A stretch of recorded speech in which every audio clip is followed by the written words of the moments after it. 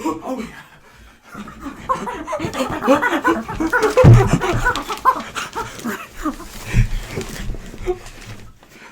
So today we will be making a tier list of the best children's books, according to us, and it's going to be great and it's going to be wonderful.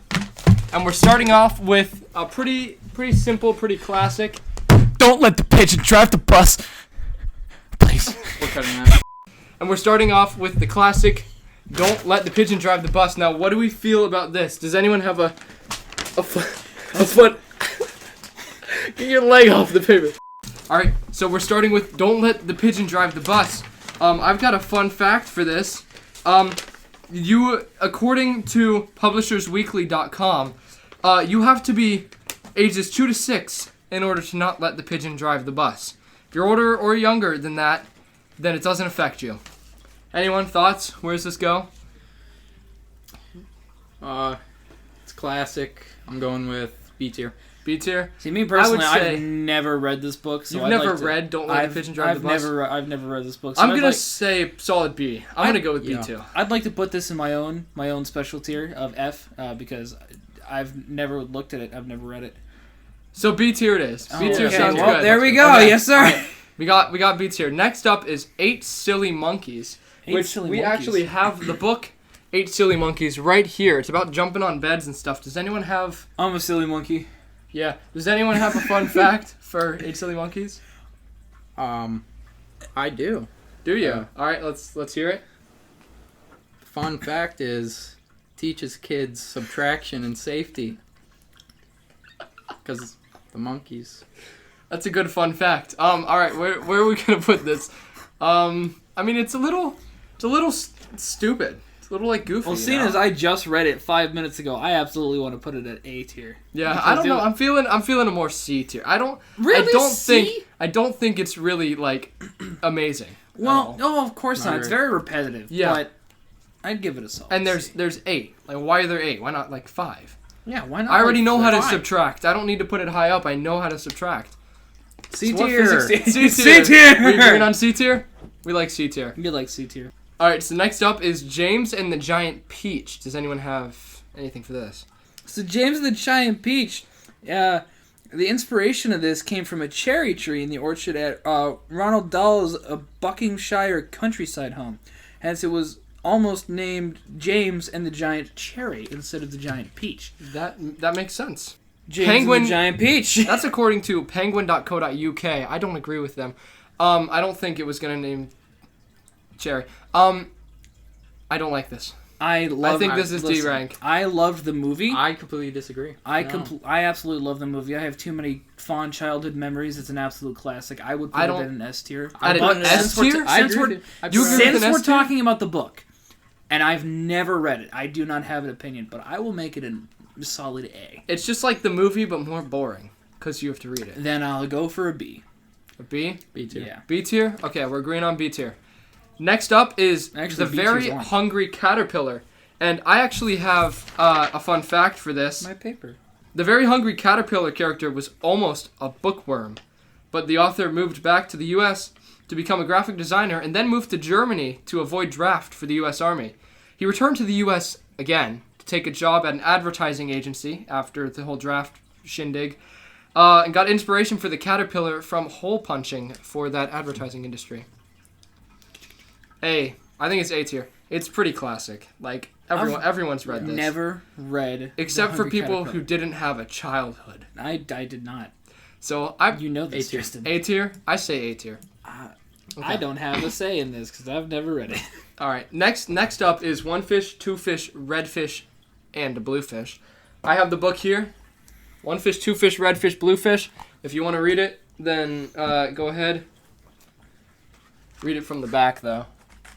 Read it from the back. So, anyone have any facts on this one? Yes. Our fun fact about One Fish, Two Fish, Red Fish, Blue Fish is it covertly depicts the evils of the Holocaust, from the constant shaving of heads to the pain of bunks at death camps. That's sad. D tier. It's too sad. There's too many fish as well. Listen. gotta go with younger. I gotta go with the rappers because this book was made into a very, very catchy song. It was. I gotta put it. It was. It would be more catchy if I liked rap music, but you know, What are you saying? What are you saying? Where's it go? Because some guy It can't be D. took war propaganda and put it into a rap song. Hey man, Dr. Seuss took war propaganda and put it into a book. He did. Okay. C. C. You saying C? I say C. Ian? C. I like C. C? Okay. We're putting this at C tier. Yeah, because we're it's pretty in the fish, middle. it's We got gotta be nothing C. great. We got nothing awful. That might change. Stay tuned to find out. All right. Next up is Are You My Mother? So does anyone have a fun fact for this book? Well, Are You My Mother is a story that offers a very simple adventure, an opportunity to identify common animals, and a reminder that we all have a mother who loves us. All right, that's a pretty interesting fun fact. Kind of sounds like a summary to me. I don't know. I actually have the book here. Look at that. There's a dog on the front. Not gonna let you read that one. Another Dr. Seuss. Yeah, another Dr. Seuss book, but surprisingly not about propaganda. I say this is a solid D tier. I say it's D because I don't have a mother. You have a mother somewhere. So I say it's D tier mainly because it's assuming that everyone has a mother that loves them, and that's not all the time true. And it can actually hurt people's feelings. I think D tier is rational. I agree. If you or a loved one has been affected by this book, you can call now at the number posted right here, 330-861-47. Nope. All right, D tier. We say D tier. Okay. D tier. All right, let's have a slight intermission while one of our members passes on to the afterlife. All right. Get the... All right, so now that he's gone, sadly, hopefully he still gets the bonus points, misconduct. So next up is Where's Waldo? And our fun fact for this one is that Where's Waldo is actually called Where's Wally in the UK. Yeah. And Where's Wally actually came first.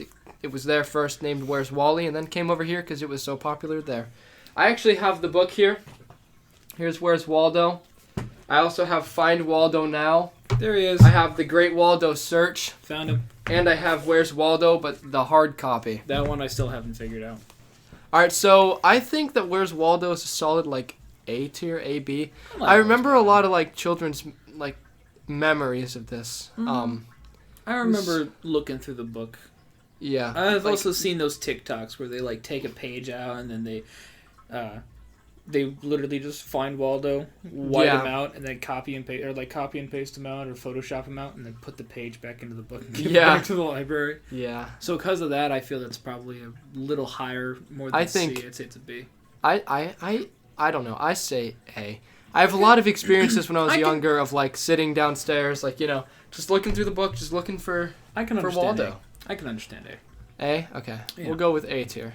Next up is a doozy. There was an old lady who swallowed a fly. Do you have any information on this? See, I read this, I believe, once, and I have something here. With this story, it was first originated in Twinkle, USA. The old lady keeps swallowing animals to catch the previous animal, all because she swallowed a fly. But eventually the animals are too big, and she can't swallow a horse. Therefore, the moral is to make sure that you don't bite off more than you can chew. Crazy. Quite also, literally. Twinkle USA is the name of the website we got that from, not a location. Yes, very much. So, I think it's C, because it's very disturbing.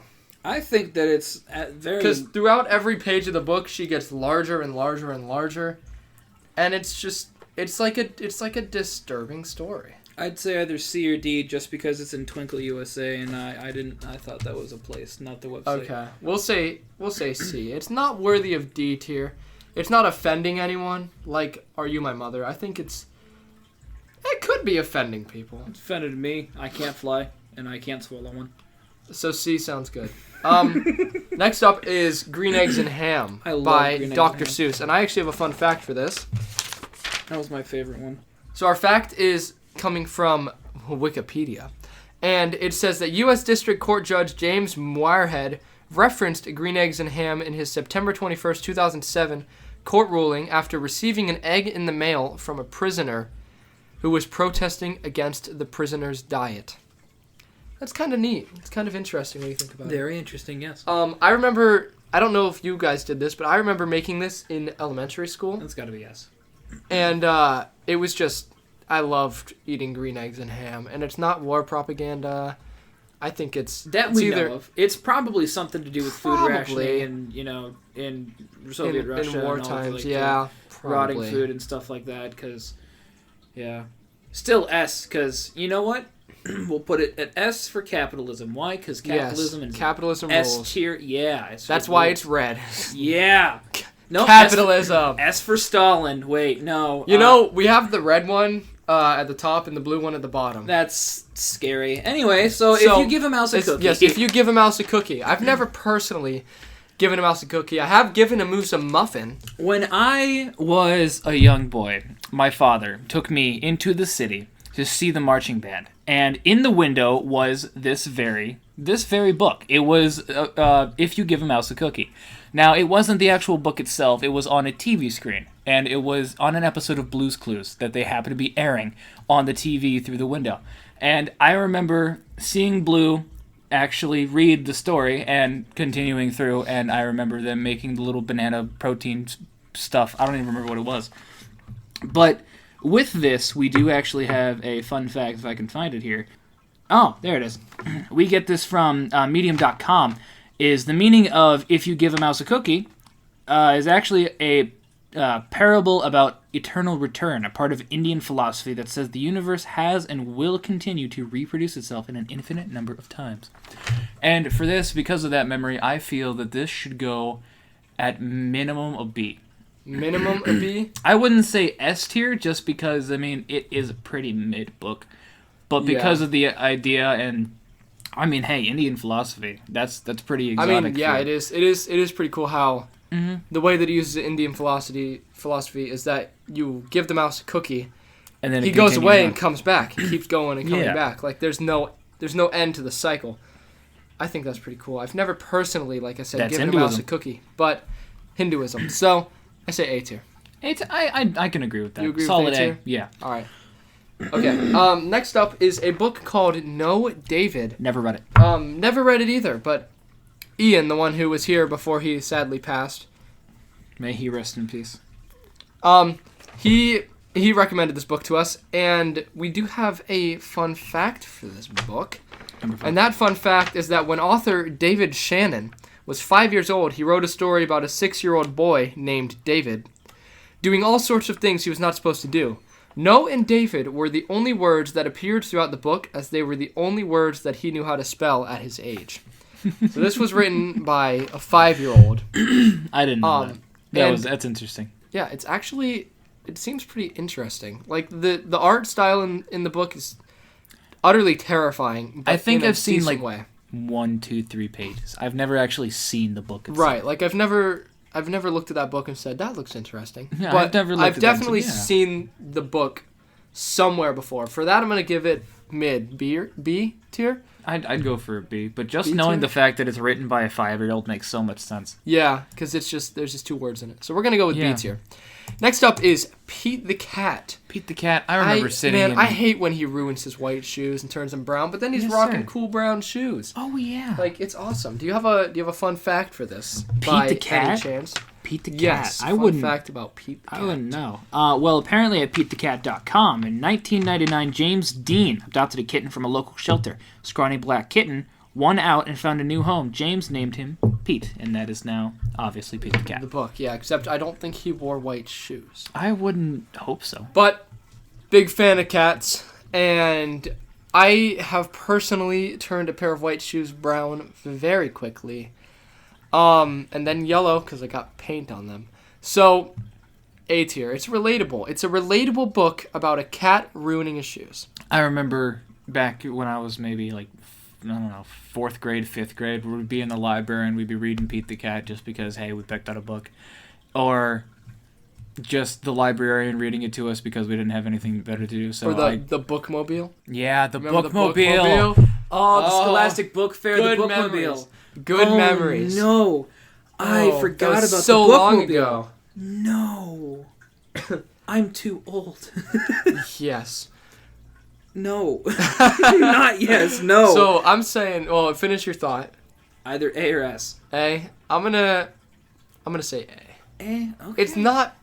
I'd Perfect, but say it's- like a low S, high A. So we'll put it at the front of A tier. That's It'll be like, understandable. okay, can I do that? Probably. Yes. Okay. It's pretty good. It's pretty good. It's pretty good. And finally, Where the Wild Things Are. This book was written in like 1960. I have a copy of it here from 1963.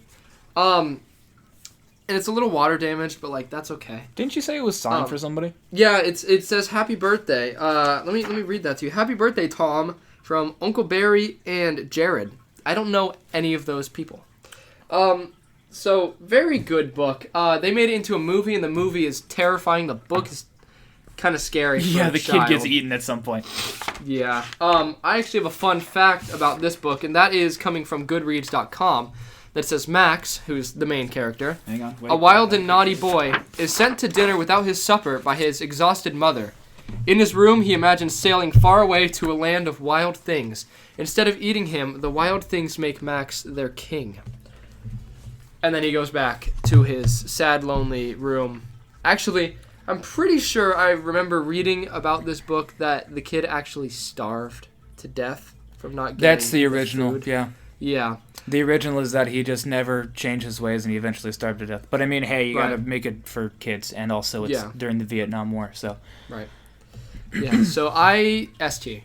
S tier? Immediately S tier.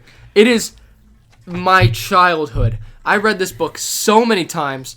It's S tier. It says S tier on the paper. See, we have to put it in S tier. I can There's no way we understand, can't put it in S tier. But here's the thing. What? I have to put this at minimum, or at maximum, I guess I should say, at D tier. D tier? D. Only What is because wrong with you? This man went to some island, was a total jerk, just completely Oh disregarded well, yeah, the he is feelings. a jerk wagon, but it's such a good story. But how? He goes to this imaginary place after not getting dinner, like a spoiled brat, and then he continues to rule over these, I don't know, these Because animals. he's dreaming, you nerd. But you know what? Okay, you know he's who dead. else? He's dead. You know who else happened to leave because they didn't get their supper and conquered some animals? Who? The Pilgrims. Okay, they conquered the savages. Okay, they left their home because they weren't fed. And Okay. you know what they did? They moved to America. And Are they you conquered calling the Max savages. a pilgrim? I'm calling him Because I don't recall reading about Thanksgiving in this book. S tier. I'm sticking with S tier. Sure, this is. It's an S tier book. It's supposed to be an allegory. It's an S-tier book. Like how Animal Farm is an allegory for communism, this is an allegory for the Pilgrims coming to America. No. Absolutely. Ignore Because the ship that looks a lot like the Santa Maria. It is Precisely. Not. It is That is not the about Santa the Pilgrim. Maria. It is not. Does this look like the Native Americans to you? Huh? It certainly looks like a savage beast to me. And you know what they saw? Not the African American. You know what the hell they saw the American Indians? They saw What? them as savage beasts. Uh-huh. And you know what happened? You know who else is savage beast? As soon as You know who else is savage beast? they stopped ruling over the American Indians, you know what else happened? What? They moved back to England. They moved back to Spain. Every time you hit the table, this thing rings and makes a bad noise. This is S tier. That's it. Is S that tier. because I S tier. made the mic Yeah, ring now that you're it's making not- me angry. I've now invalidated Now the you're making audio. me angry. Yes, it's S tier. No one heard your argument. Nobody. Ignore that I just put it in D You tier. have to say you can't even move It's S it. tier. You It's can't S even- tier. It's S tier, and I'm Okay, not I will accept a low S tier. It has to be the a second. low S tier. Okay, a low S tier. We get an S tier though. So all right, We already Here- had an S tier. here's our rankings. That's not the right one. Here's our rankings. You know what? Fine. I think it's Fine. pretty good. We will. There you go. Yeah, there we go. See, that's right. Only. That's right. He's Only. right, folks. Only. Yeah. It's not better. It's not better. Put that back. So, all right. So we have our grand winner, Where the Wild Things Are, from 1960 something or other, about a kid dying from starvation. The Absolutely. best book I've ever read. Capitalism. Capitalism rules. Capitalism popping off the daily. And hey, now we got some blue in S tier. All right. Some blue in S tier. Hopefully, sorry this is so long. That's okay though. Shut up. Okay. Bonus points. Goodbye. I hope so. I'm gonna put this up in the board. I'm gonna watch Drake laughing his ass.